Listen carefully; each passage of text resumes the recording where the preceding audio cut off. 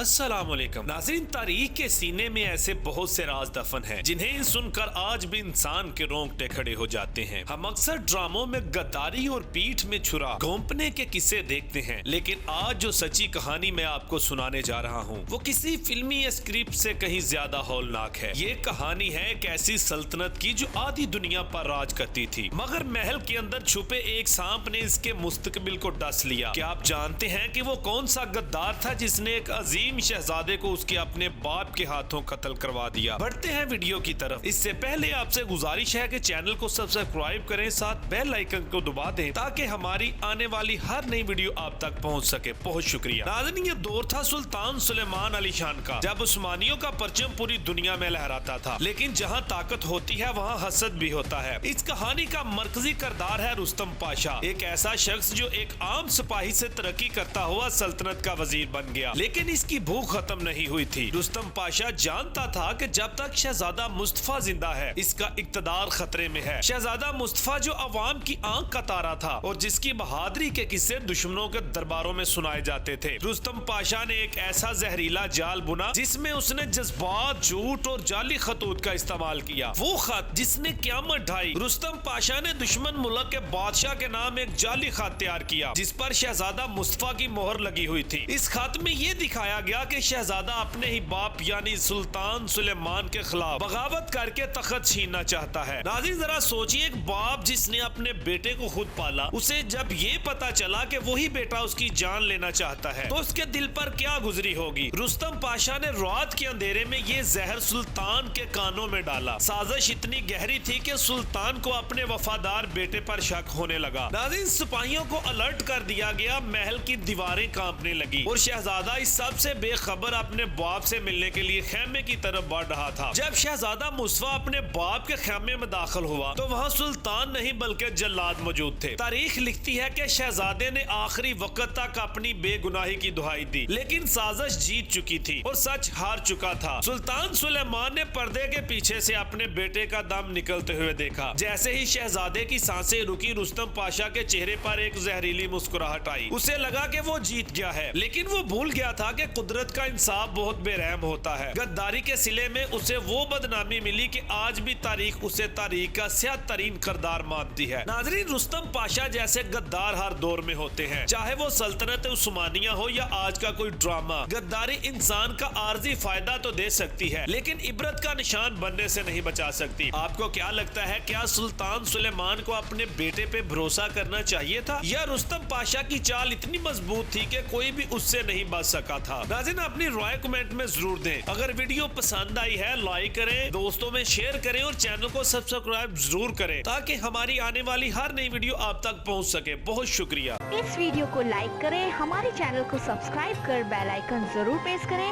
हमारी new video सबसे पहले देखने के लिए।